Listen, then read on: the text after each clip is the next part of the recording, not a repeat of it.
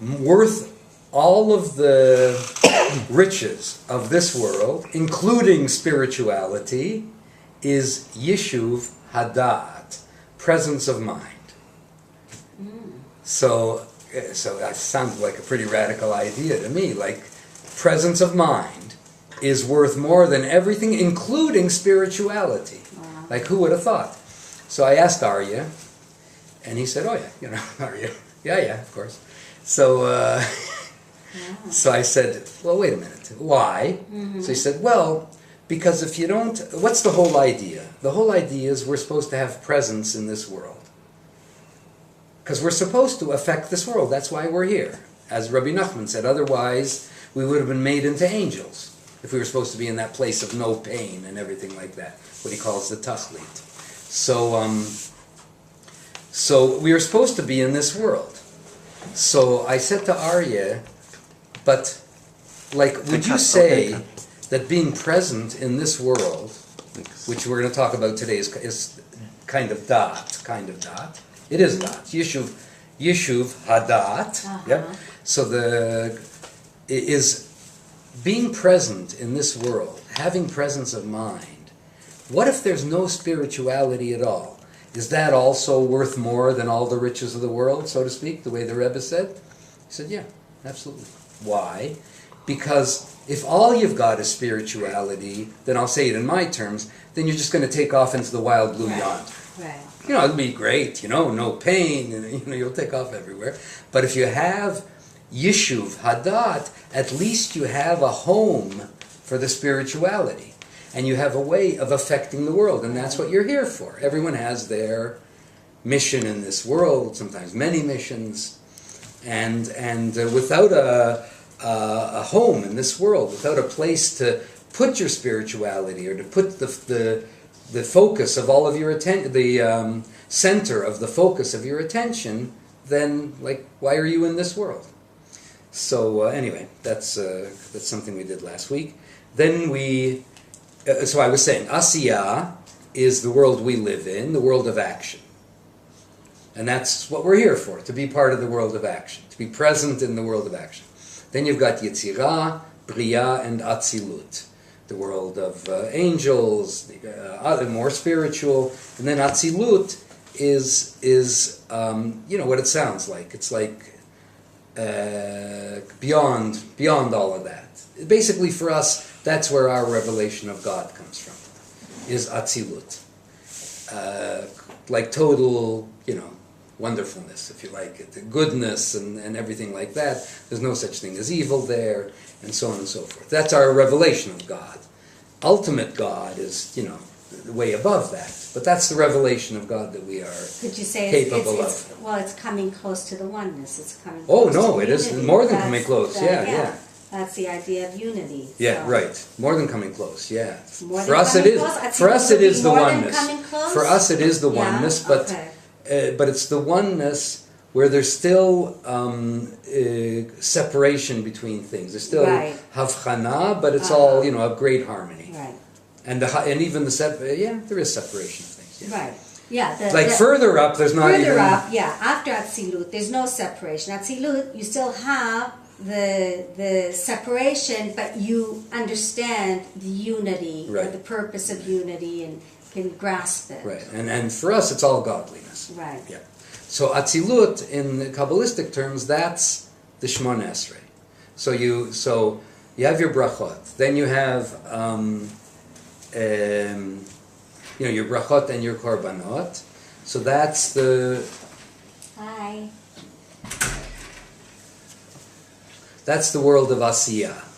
Then you have the Psuke de Zimra that I said to get in the mood, like to get into a positive mood. It's all Psalms, Tehillim, to get into positivity. Because you're going to need it for the Tefillah. No, that's what the Psuke de Zimra is. And that's the world of Yetzirah. Then you have Kriyat Shema and the blessings of Kriyat Shema, which is the world of Bria. And then when you stand in prayer and you're really, trying to do it, really trying to focus and everything, that's Atzilut. And then the rest is the common, is post-Atzilut commentary. Like in literature, what do you call it? The denouement, yeah? The falling action, kind of. You say Ashrei, and then Uval Etzion, and Shir Shel Yom, and Kadishes, and things like that. But it's like the main part of the action. I don't like to use such a word as action, but the main part of the activity is the Shemona Esrei. So last week we did rather quickly, because I'm more interested in the bakashot, in the requests. We did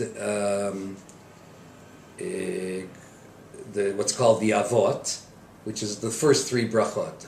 Keila Kadosh, not Keila Kadosh, Magen Avraham, Mechaye Meit, Baruch Ata Hashem, Magen Avraham, Baruch Ata Hashem, Mechaye Meitim, and Baruch Ata Hashem, Keila Kadosh. So that's what we did last week. So now we're going to carry on. And if someone wants more details, give me a call and I'll see that you get more details. So first thing I want to do, let me read it. If you want to see it, actually I have a few copies if you want to see it, but let me read it.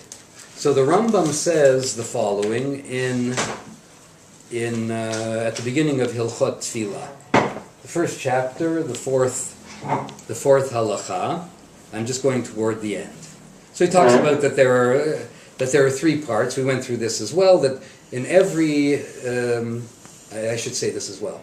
In every Shemona Esrei of the whole year, there are three parts. There's what we did last week, the Avot, up until Keila Kadosh, and so Rosh Hashanah between Rosh Hashanah and Yom Kippur, you add things. And you say Hamelech HaKadosh, and then you change it changes with the seasons, Mashiach Mordei Geshem and everything like that. Then you have your middle, and then you have your end. And your end is from Ritzei on. And there also you sometimes change a few things. And the middle, the whole year round, is 13 requests. Used to be 12, and then it was 13. We'll get to that in this shiur at a certain point, like how the Chachamim decided you have to make a prayer against evil. So I always wondered, why did it take so long? But I think it's because the evil was more in the midst of the Jewish people at that time. But so it was a whole number, who can make that prayer? Who can make up the prayer? Because you can't do it if you're an arrogant person. You can't do it if you're a spiteful person. It's against the evil. It has to be kind of a pure prayer. Anyway, they chose in the Gemara. They chose Shmuel HaKatan. They thought he was the only person with enough humility to be able to make it up. Right? But that's V'lamal Shini. So that's during the whole year round. You have these 13 middle brachot. On Shabbat, it'll sound strange when I say it. You've heard already. On Shabbat, in order to make it faster, in order to make it go faster, instead of 13 brachot, it was brought down to one bracha, Mekadesh Shabbat, in order to move things along a little faster. Okay. Yeah. A little ironic for us that Shabbat is the longest prayer, especially in Chutz La'aretz, where it's till noon. But you already had Musaf then, right? Yeah. So yeah. we were doing Musaf. So yeah, right. I didn't get that point. No, it's already. She says, why is it maybe that you wanted to make it go faster? Because you got Musaf every Shabbat.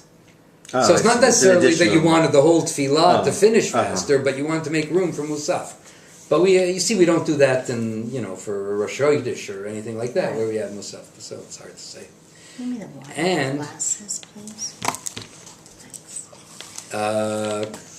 Rosh Hashanah and Yom Kippur, it's different, and on the Chagim, it's different. The number of brachot in the middle, but basically the whole year, it's that same idea. First part, which remains more or less the same the whole year, a last part, which remains more or less the same the whole year, and a middle part, which changes. Is usually the 13 brachot in the middle, started out as 12, that's why it's called Shemona Esrei, 18 blessings. We now have 19, because they added the extra one. Okay, so now, this is what the Rambam says about those middle blessings.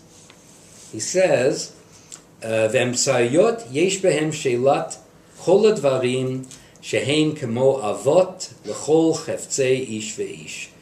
In the 13 middle brachot, you have asking for everything there is in the world.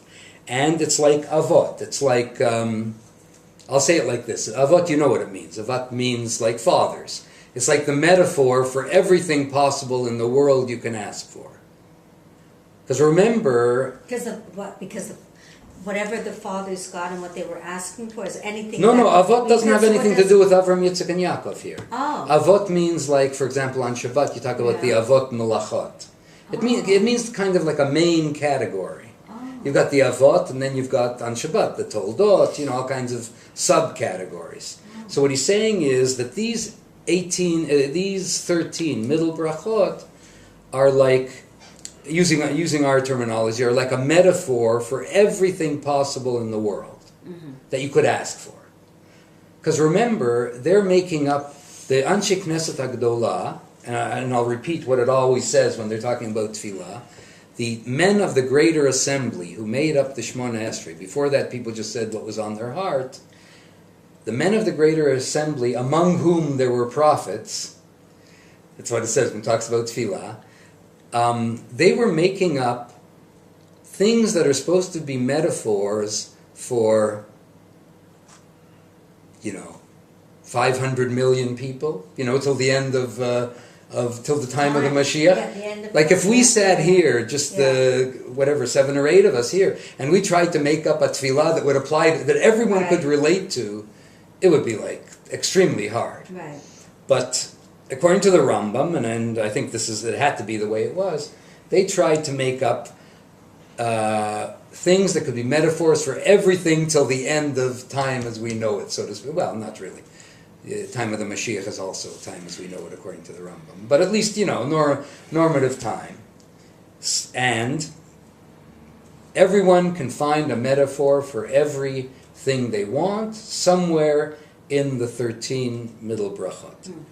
L'kol cheftzei ish v'ish, all the desires of every person, u'letzorchei hatzibur, and what the community wants, kulan, what everyone needs, kadeshu arukot b'fi hakol, in order that these requests should be ordered for everyone. Remember, he said before that people didn't know how to pray anymore at a certain time. They had a language problem.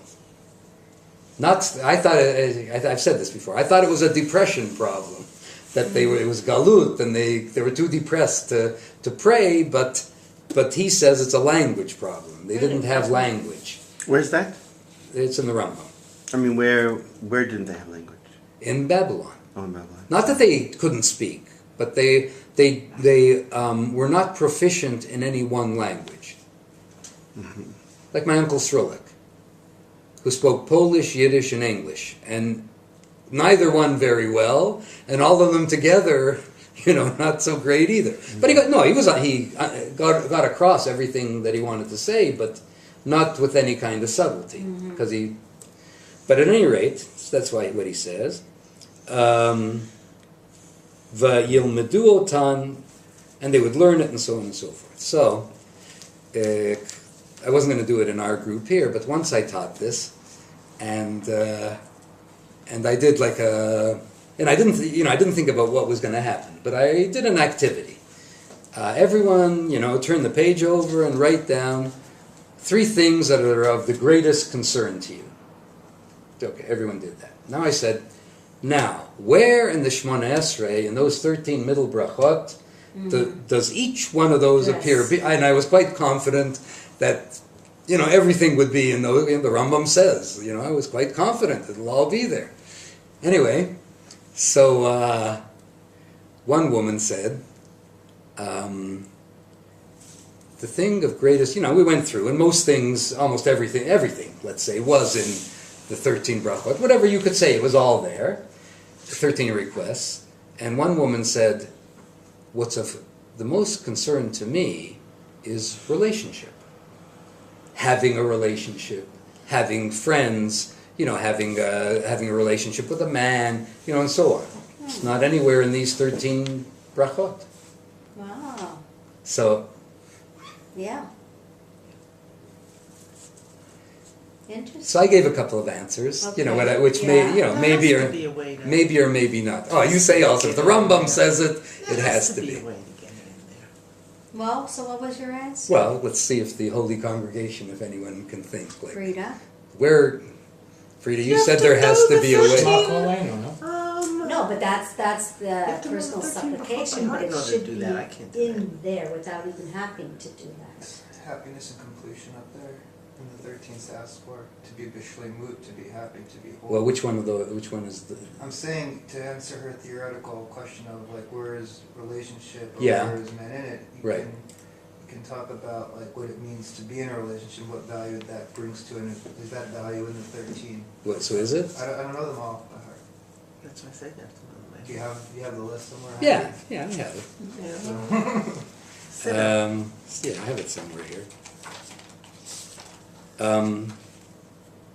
Well, I can say it to you. Or, no, it doesn't. Is it? That's only for Yeah. Shabbat? What about Mara? It should be Mara at the end. I mean, I could probably say it from memory. We have The first one, which is what we're going to do today, is Chokhmah, is Da'at, intelligence. Then is making tshuva, then is returning to God, then is having Reina leaders. Vanyenu, see our suffering. Well, maybe see our suffering, I'm lonesome. I'm lonesome. Well, wait. Then health, Parnasa, Baruch Aleinu, Mikabetz Nitchei Amo Yisrael, bringing the Jews together from the exile, which, by the way, even such a non-Chassid as Rav Soloveitchik says it also has to do with bringing in your own exiles, like your scatteredness of mind, if you like, or however you want to understand it. Setting up leaders and advisors against evil, making us like the tzaddikim, building Yerushalayim, having the redemption, answer all of our prayers. So you always twist half of them. I'm not so sure. Where would you find the relationship Yeah, there? I don't. Well, you can see like what value does a mate bring to your personal growth of equation? Like, can you realize those things alone by yourself? But that's not the question. So what's the question? The question is, where is it specifically Well, it's not. here? It would be specific. No, even within. No, but within. Okay, all the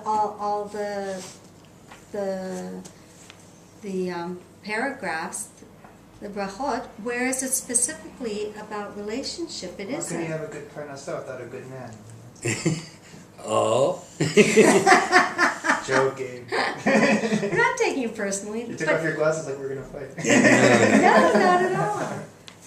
No, but I'm saying like in terms of like the personal growth stuff, it's very hard to. Look, a lot of single people say the whole thing, and they don't even. I wouldn't say they don't think of relationship, but I don't really see where the metaphor is in those 13. So I'll tell you the answer I gave. No, if it's in there, I would. I'm saying you can creatively create it. It's not. I'm not. explicit. Yeah, I'm not so sure. No, it can't be explicit because it has to be metaphor. It's for like 500 million people, Jews, and so it has to be. It can't be explicit in that way. It's metaphorical. But I had two ideas. One is that it's kind of how can I say it? The air the Jews breathe is an air of relationship. And I'm not necessarily saying a mate, but relationship with one another, which includes a mate or friends and everything like that. Like that's the air they breathe. So you don't have to say it. And where do you actually get it said? More specifically is in the very last bracha. Sim shalom. Shalom is only among people. Sim shalom tova bracha chayim chein v'chez v'rachim aleinu v'al kol Yisrael amecha barcheinu avinu kulanu ke'echad. All of us together. That's about relationship. Or panecha. No, I'm saying no. But what I'm saying is, it's like and I'm not saying this is the correct answer, but it could be that. Like you don't have to ask. It's not among the 13 middle brachot. Give us air to breathe, because that's what you have. That is the the bottom line of the world you're in. So the bottom line of being a part of the Jewish people is that there's interaction between everybody. And we do say ahava, we say love, and everything like that. And, so maybe that's it. But at any rate, keep thinking, we'll come back to it. Oh, you're going to say something just now. No, I was going to say, but then why do we have refuah shlema? I mean, that's also a very Oh, I basic see. thing. I mean, it's not... Yeah, but it's something that... It's like the air you breathe, let us be Yeah, healthy, that's and true. then this one That should is be true. healthy, and that's... I think that's enough. I think I might have enough. Just a minute. We can share. Oh, David has one? Okay. Oh, I need one for myself. Okay, so, Oh, here, I have one. okay. Sorry? What? Wisdom, just looking at the first one, No. the Chonin Ladam Dat, right? That was one of the 13, different wisdom or things like that. Was that one of the 13? Let's go. One of the 13, yeah, of course it is. Yeah. So, it's hard to acquire complete wisdom if you're not relating to people and you're only by yourself. Yeah, it could with be. people comes life and experience and wisdom. Uh-huh. It's hard to just go by life on your own and have only your view and not have someone to bounce it off of and things like that. Yeah, it's hard, but it could be. Yeah, but you don't necessarily have to be intimate with somebody. But it wasn't me. Yeah, we're not talking about intimacy exactly. No, we're but talking we're about talking about relating. Oh, okay. We're not. Well, we're not relation talking is a about certain children either psychological and and- maids, and we're just talking about people around us. I mean, people. Look, We're not- that's not what she had in mind. No, she This was talking when she more said like, relationship. yeah, but for me, it's all maids. one kind of. No, I'm not saying there are physical relationships, sexual relationships, things like that. But basically, when you say relationship, we're talking about. In spite of that, let me say it like this. I said it last week, but I'll say it again. In spite of the fact that Buber was anti-halachic, but he was extremely religious, and he sees Judaism as all relationship. The way he puts it is like this.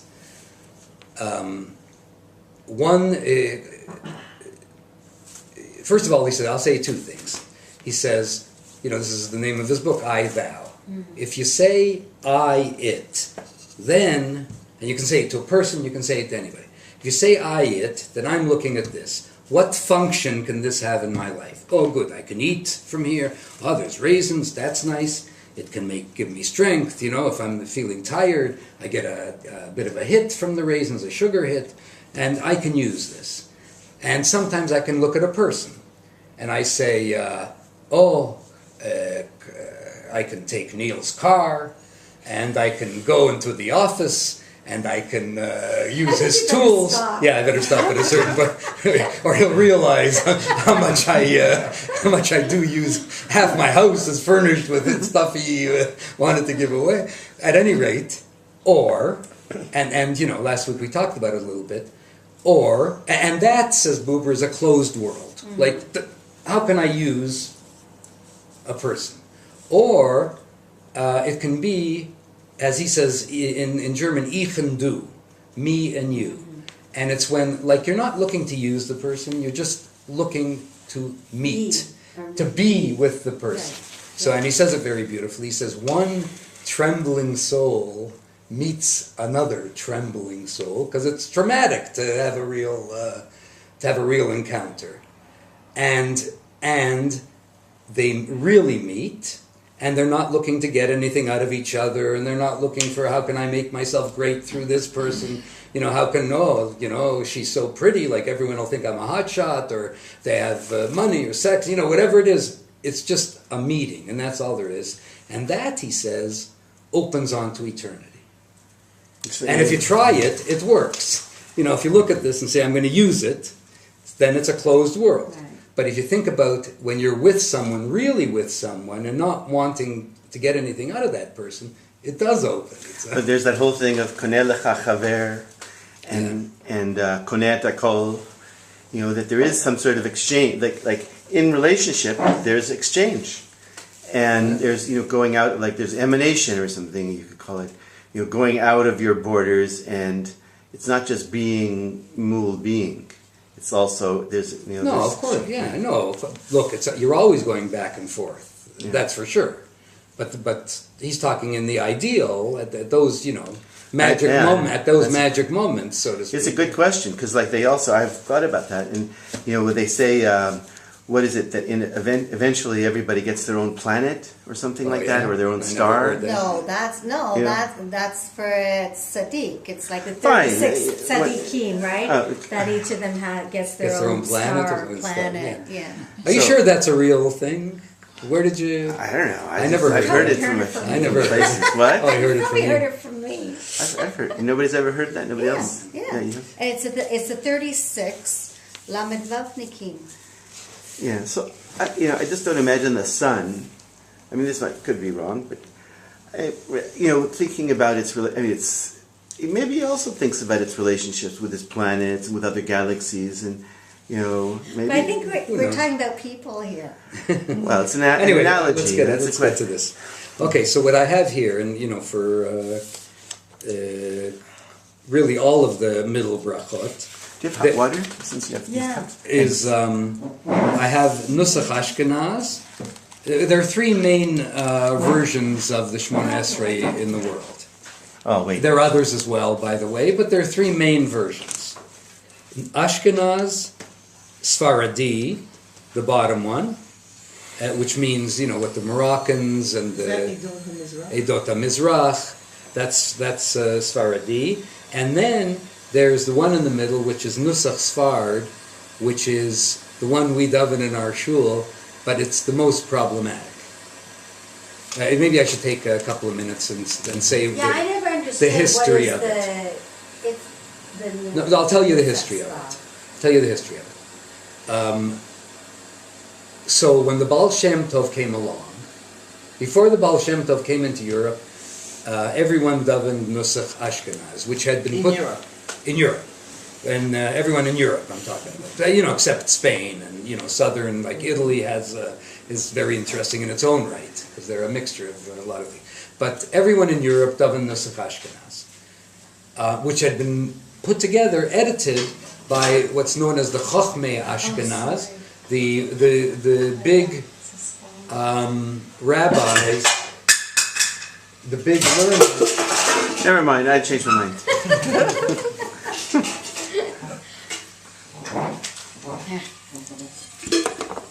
Okay, whoever wants. The big learners in Germany, who are very big rabbis, whatever you want to call them, chachamim, wise men.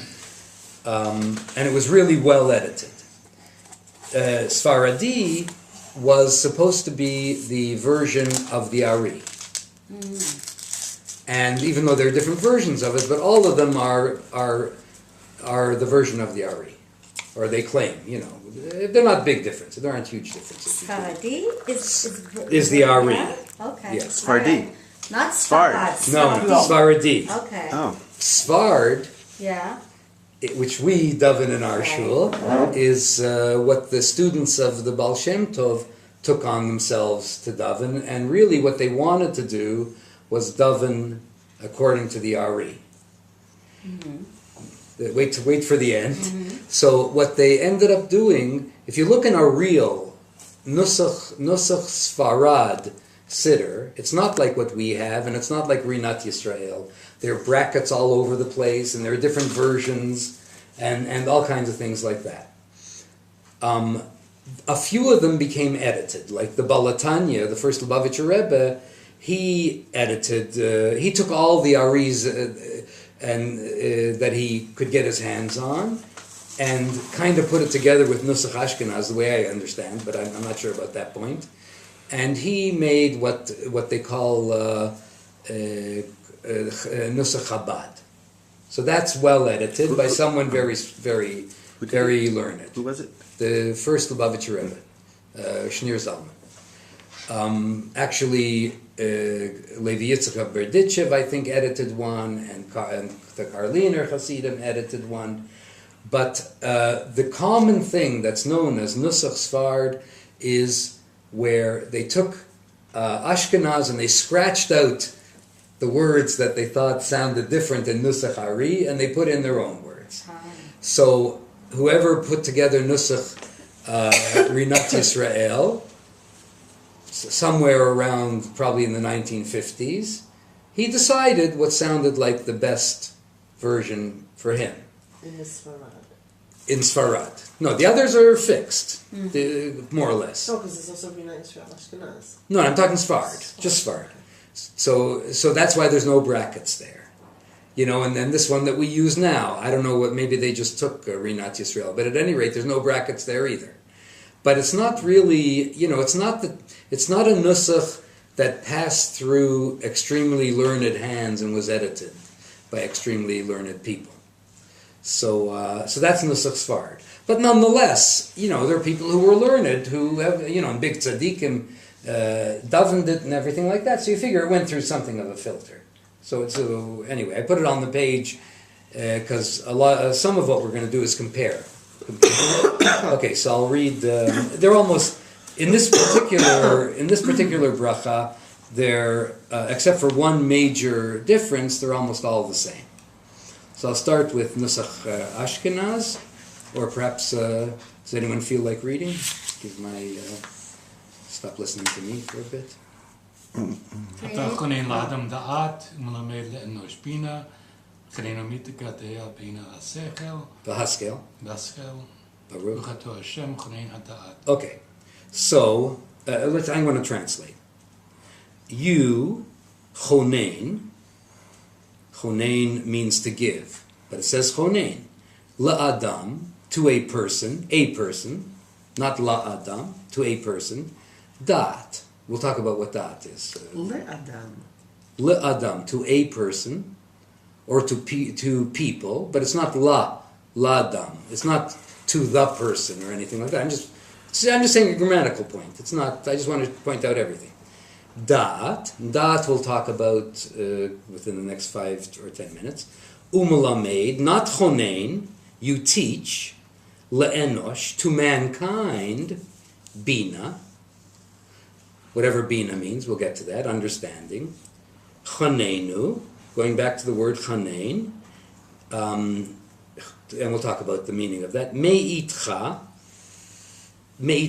to me means from with you. Oh, Mimcha, right. Mimcha is from you, Right. from with you, which I think could be very significant. Deya bina v'haskel, understanding, if you like, smartness and more smartness. Baruch atah Hashem, blessed are you Hashem, chonein hadat.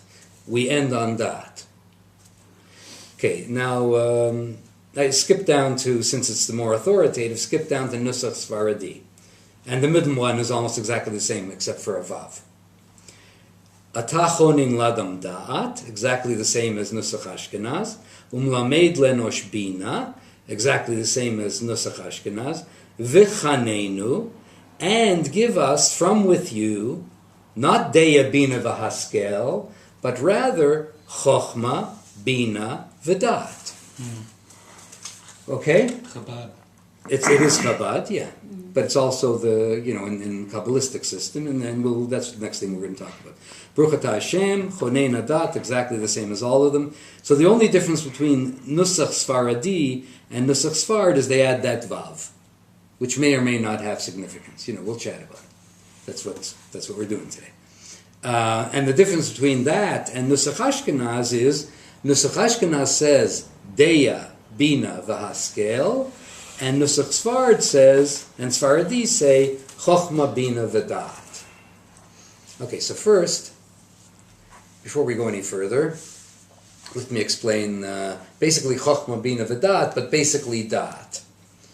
Many of you know the story, but I'll say it again. So we have in the Kabbalistic system, and remember that the Nusach Sfaradi is built on the Kabbalistic system, because that's the Ari. So we have in the Kabbalistic system that, what can you call it, the building blocks of the universe are the 10 Sfirot. Keter, Chochma, Bina, Dat, Chesed, Gvura, Teferet, Netzach, Hod, Yesod, Malchut. Keter is like God. It's like way up there, Keter. Chochma is like you're going to build a house, you get the idea, oh, I want a house. And you have in a weird way, you have an idea of what the house is going to be like. Bina is the architect starts working on it and has, oh, I want a bedroom here and this. It's more, it's not, what's the opposite of amorphous? It's more amorphous, if there is such a word. Or we made it up now. Now there's such a word. So it's more detailed. Then there's Dat. If you were counting, which you probably weren't, I mentioned 11 Sfirot. And there's really only 10. So the thing is, when you mention Dat, you leave out Keter. Keter's kind of like God. It's like the source of everything. That's why, by the way, if you read the book on, what's it called, string theory? Yeah. The latest physics around. There's they say that there's 10 dimensions and one hidden. Oh, there you are. Huh. So yeah, pretty good. Well, that's Chaim Zimmerman, the Rav Chaim Zimmerman, the famous Gaon. Famous, I don't know how famous. You probably never heard of him, but he was a big genius. He just died in 1994. So he said that, like, for the Christians, the more science you learn, like, the tougher it is for them. Evolution and the Big Bangs, and, it's all, and the world, it's created from the Big Bang. The more science you get to, like, the world becomes stranger and stranger in a certain way. And for the Jews, the more science you learn, the better it is. Everything becomes clearer. At any rate, so that's one of those... Although in some families, they refuse to show the kids dinosaurs or something. No, I know that. Yeah, I taught in a Haredi school at one time. So you're saying there are dinosaurs? No. Dot. Okay. What Dat is like this. The first three, Keter, Chochma, and Bina, is like the brains of the organization. And this is the kind of the template for everything in the world. They're the brains. The Chesed, Gvura, Teferet, Netzach, Hod, Yesod, that's the male, the lower male. And we talked about this a couple of weeks ago, that the whole world really is, talked about this many times, right? The whole world is kindness and limitation, and putting them together. Everything, and when you talk to a person, if you're a teacher, if you're a parent, you're balancing your kindness with your gvura. To say it the clearest way, if you go into a class and you're too kind, you can't teach. They're hanging from the rafters. If you go into a class and you're too tough, you can't teach because they're too scared that you're going to scream at them and kick them out. So you're always balancing. And, in everything you're balancing. And even in the physical world. I mean, that's beyond what we're talking about.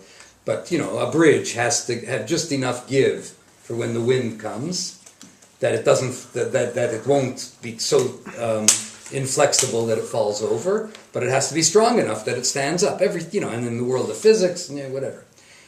And then you have, at the bottom of the whole system, Malchut, which is basically our world, which is where all of it goes to. The final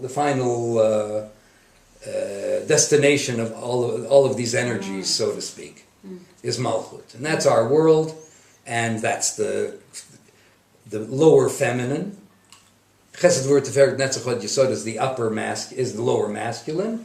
Malchut is the lower feminine. At the bottom of the heap is the lower feminine.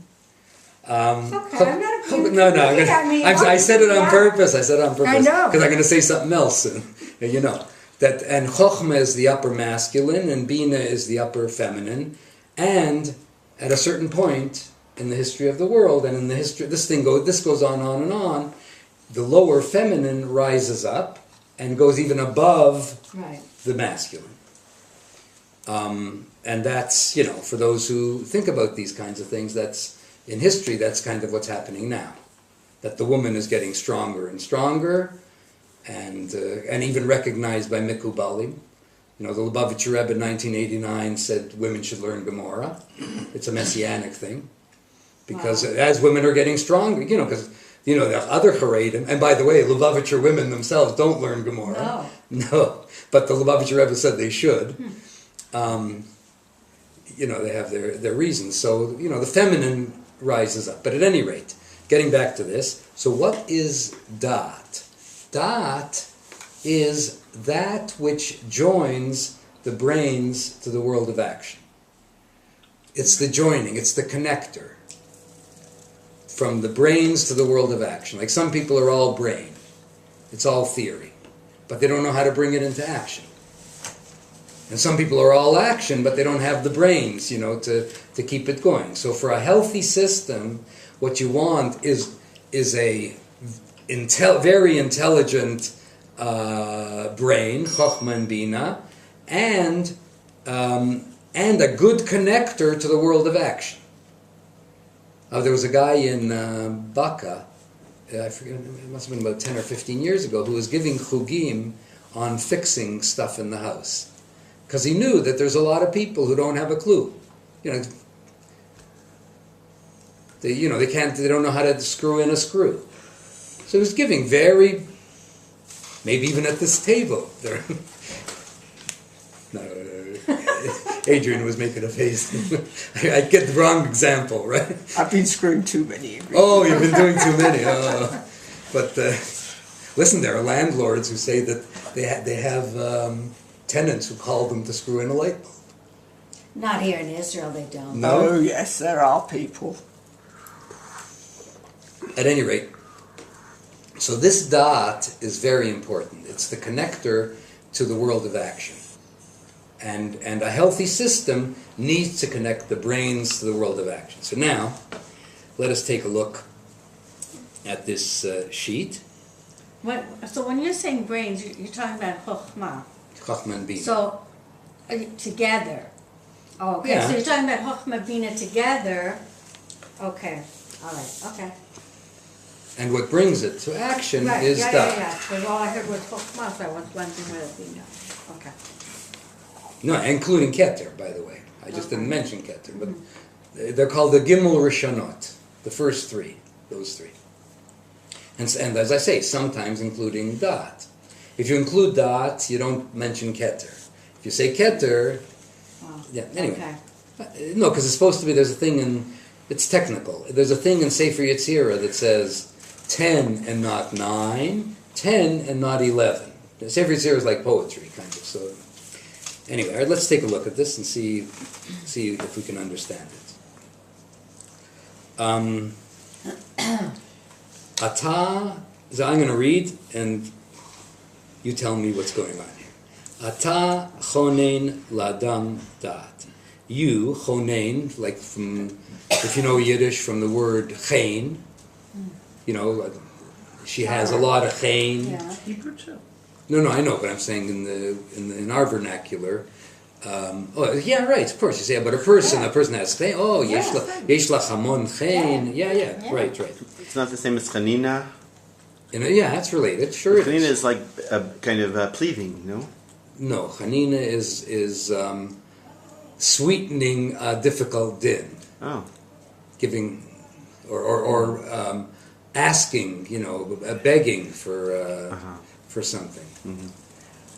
But it's all the same kind of thing, like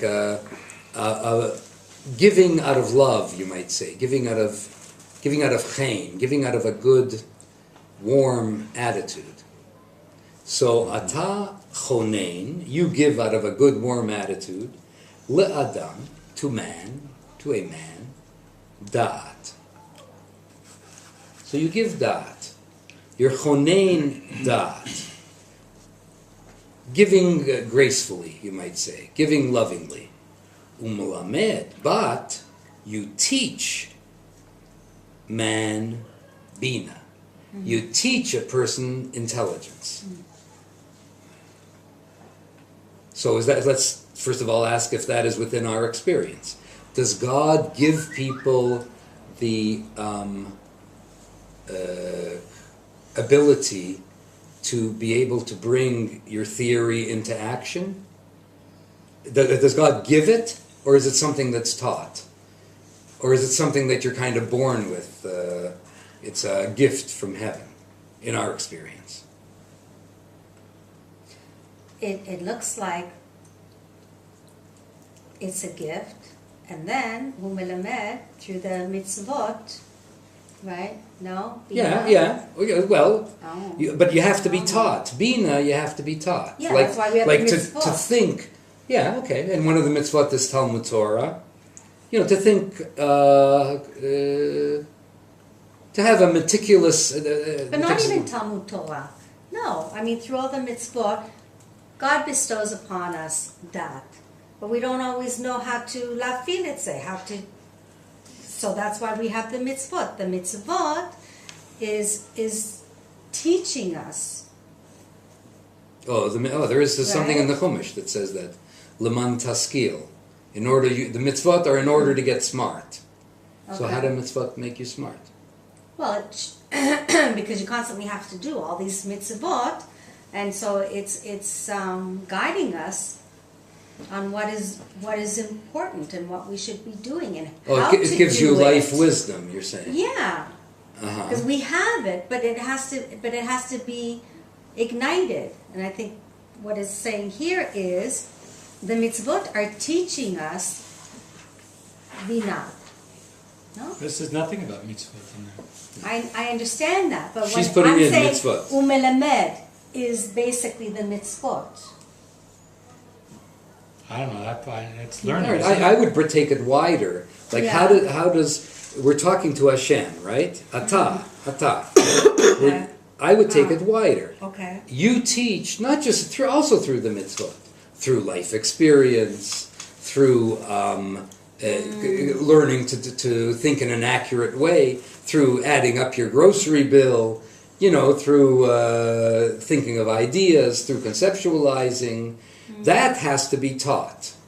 Bina has to be taught. You're born with a certain native ability, so to speak, but then you have to be taught how to use it. Right? Your mother when you're a baby, puts the rattle in your hand and shows you how to use it. I thought dot is how to get from knowledge to. No, we're not talking. We're talking about Bina now. That's what's being I know, taught. but Dot as the connector. Literally, it's translated as intelligence. Here, I'm saying that it's the connector between the brains and the world of action. That which allows you to use your intelligence to do whatever, effective things in the world. So it's like innate gift, so to speak, like. Well, that's what it looks like here. That's what God gives you is an innate gift. I'm not saying that it can't be developed, but it's something that's more innate to be able to be a part of the world of action. Like what would be an example? To be comfortable in the world of action. You see people who are very graceful in this world. Like whatever they do, it seems to, come Flow out for graceful them. and nice. What? It Seems to flow. for them. Everything seems to flow in the world. Falls in They get an place. idea. They Yeah. right away they know how to do it. Implement They know it. how to communicate feelings. They can take what's theoretical and they can put it out into the world. And then you get people who don't have a clue in a certain way. Like, and I wouldn't say they don't have a clue. It's not true, but it's much harder to implement what's in your mind. So that's kind of a gift. I'm not saying not a gift that can't be developed, but it's more or less a gift. Like the actualization here of dot. So Right. Atachanin ladam dot, umelamed, and then. I don't know the teach actualization. Bina. So bina here is like how are we translating bina? Intelligence. Not wisdom. It could be wisdom. Wisdom is a certain I mean, 'cause intelligence. I'm saying intelligence as opposed to like things you know because you've perceived them and you've gone over them in your mind with life experience, or is just things like you just know because you happen to understand, like that how connecting wires work. Yeah, you know how to analyze. Right. Yeah, I'm thinking more you know how to analyze. But, life experience makes you know even better how to analyze and all of that. But isn't it? Yeah. So how is it that God teaches intelligence? By taking you through certain things in life, and through knowing math, your mind becomes sharper. You become more intelligent. You can make more connections between things. So I understand that. Yeah. What I'm saying is, what's God's role in In teaching, well, I guess through life experience, in addition to through sending you teachers, but the point here is that it's through the function of teaching that you get the intelligence, but it's kind of a gift that you have this talent to be able to take your intelligence and make it flow into the world, in the world of action. And I'm just trying to understand the words, Could that be what isn't? It seems to me that that's what Torah seems to be, is a lot of delving into what the truth is. Yeah. So could that be what it's saying? That through the Torah, God makes you intelligent? The essence, think, it seems to me. It makes you aware of the truth, and that's Well, it's the process of the learning. right. That it's a way of learning that Torah and Jewish tradition is passed on. It's a way of learning, isn't it? To me, that's what it's a seems way to be Torah. Yeah, I would say, sorry, yeah, finish. No, it's just a pilpul. It's just you're always questioning. You always have 10 different opinions, and it's Right, and the opinions are always encouraged. And you're sharpening each other's minds. So I'm saying, is that what it could possibly mean? Yeah. I don't know. I mean, you're talking about the discipline that we use to build intelligence. In South Korea, they teach Gemara in the high schools. Yeah. I didn't know that. Yeah. There's also more Koreans learning Torah than Jews because there's like 40 Oh, million of them. is that true? That's what I No, heard. I thought also, I said, yeah, it must be like the laws of damages, though. Like, how are you going to explain to a South Korean about malachas on Shabbos? When they'll find out. But I've heard that they do it. They do it. They do Shabbat. They explain what Shabbat is. They explain what a malacha is. Because it's isn't it the essence of the oral teachings? Yeah. Not the material so much. I mean, it's important, but it's the way of learning. Isn't that what's given Jews yes. Yeah. That's why a lot of Jews. No, I wouldn't say it's necessarily the. It's making very fine distinctions, and making those distinctions is what sharpens the mind. But that's what we're defining as bina. As intelligence. That builds your intelligence. Because I always had the impression that bina was more of Intuitive. an intuitive understanding. Yeah. And That's a what way of you're saying that's is right. the opposite. Not the opposite. I'm just saying No? that it's in like the a Kabbalah. mother. Like a mother. Bina is the upper feminine. Right. So there is that as well. But in the Kabbalistic system, Yeah. Chokhmah and Bina are intelligence. That's how it's understood. Okay. The upper intelligence. And there is this notion of, that Bina might have more intuition, so to speak, than Chokhmah, because it's the mother as opposed to the father and so on. But, yeah. So now, it goes on, the bracha, Chonenu, grant lovingly, if you like, grant gracefully to us, from with you. What is that, from with you? Why doesn't it say from you? Why is it from with you? By being with us. Yeah, I think so, yeah. By your presence somehow, you is big, but that some of your presence is with us. Or the experiences that you are giving us, that you are making us go through. With the presence of God, though, from with you. Yeah, but that's what I'm saying. If I pick this, then God is Which were we talking about? Is making Me'itcha, from with you. So I picked this, so God says, okay, you want to do it that way? Okay, well, I'm going to make your experience go like this. Good. So Yeah. it's me. Like in partnership Meet with the Hashem, okay. so to speak. Yeah. Yeah, good. It's, I it's like that. also from you is like passive. You know, you're a passive recipient. right. From with you is that We're in the you dynamic. have to participate in it. Right. You don't get it for free. Yeah, beautiful. Yeah. It's a dynamic relationship. Uh-huh. Yeah, very good. Okay, we're going to finish in about 5 minutes, just for those who have. There's another shiur across the street for those who We're want. actually driving there today. Oh, yeah. Anyway, Deya Driving Bina. there? Across the street? No, we're driving to. He hurt his hip, so we're going to his house. Oh, Anyway, Deya Bina v'Haskel, and notice in Sfard, Chochma, Bina, v'Dat. So Deya is like Dat, right? The first bracha ends with Dat. Bina is going up one level, and Haskel is, intellect, is like Chochma. So you get the strange thing here that in Nusach Ashkenaz, you're going from Dat to Bina to Chochma, going up, whereas in Nusach Sfard, you're going from Chochma, Bina to Dat. You're going down. Isn't that weird? yeah. They Yeah. just wanted to be different. Well, who, the Ashkenazim or the Sfardim? No, the Sephard was written later, so they were the ones who wanted to be different. Oh, it could be. Yeah, Ashkenaz is pretty early on, yeah. Wow. You took Haskel out and replaced it with Chochmah, right? Yeah. Not me. I mean, They did.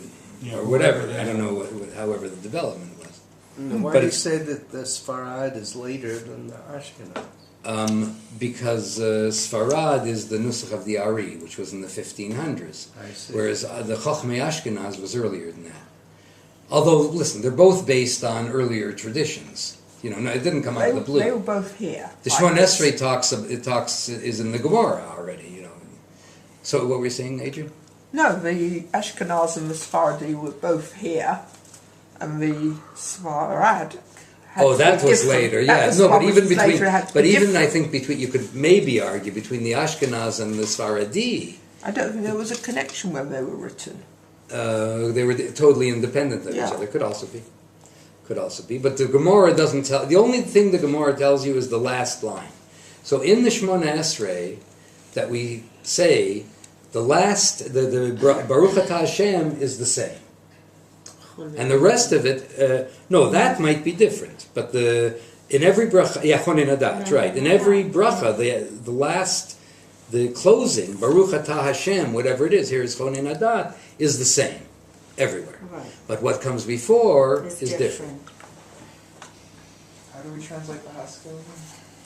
Haskalah, I think, from intelligence and lahaskil. But Haskell is generally like secular, not Torah. Oh no, here it just means intellect. Yeah, no, that's. Intellect. Because I thought it said Bina. I'm getting confused between the translations of Dea Bina Haskell. I feel like you also said Bina was intellect, no?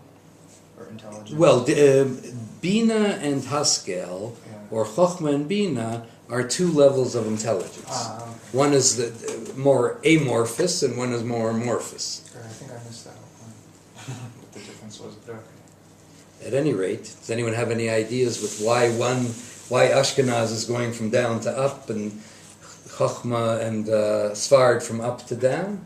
Well, Wait, I don't yeah. understand what you mean by up and down. Oh, down, so and up. in the Kabbalistic system, yeah, Okay. Keter, Chochma, Bina, Dat, going from up to down. Right. So that's like Sfard, Chochma, Bina, Dat. You're going down. Right. And so here, that's Nusach Sfard. But in Ashkenaz, it's Deya, which is Dat, Bina, Haskel, which is, I take it, Chochma. Okay. So that's going up. So Ashkenaz Why is do you going take from that as down to...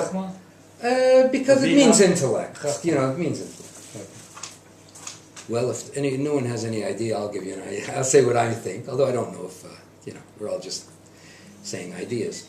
Do you remember the the argument between Shammai and Hillel, which we see, it's all over this argument, but we see it most clearly with Neirot Chanukah. That Beit Shammai says you start at 8 and go down to 1. Beit Hillel says you start at 1 and go every day an extra one up to 8. And you see it in many of the arguments between Shammai and Hillel. And what it seems to be is that Shammai starts with the theoretical and brings it down into the world. And Hillel starts with the person, with the everyday, and raises you up. Give an example. In a school situation. So the teacher might start at the beginning of the year and say, listen, we are going to come to an understanding of logarithms. Logarithms means, and say what the logarithms are, yeah?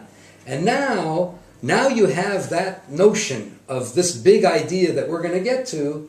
Now I'm going to kind of bring it down to you. Or let's say better than that. We start with a notion of total and absolute honesty. I'm bringing that down to you, and I'm going to try to impose that on your lifestyle. Or do we start, so you bring the ideal into the world. That's a better example. Or do we start with where you are, which is not totally honest, and every day you'll add, today you won't, if you get the wrong change back, you'll give it back. Tomorrow you won't lie. Tomorrow, so we'll start where you are and raise you up to the ideal, or do we start with the ideal and impose it on you? So Shammai is starting with the ideal and imposing it on you. And Hillel is starting with the reality and raising you up to the ideal. So I'm offering that perhaps that's the explanation here. It's two different things in even everyday education. What do you think's more effective? I'm of the starting with where you have the everyday and raising you up from there. Start with where you are. Like don't wish you were somewhere else. This is where you are, and you believe the same thing because you're a trainer. I know you.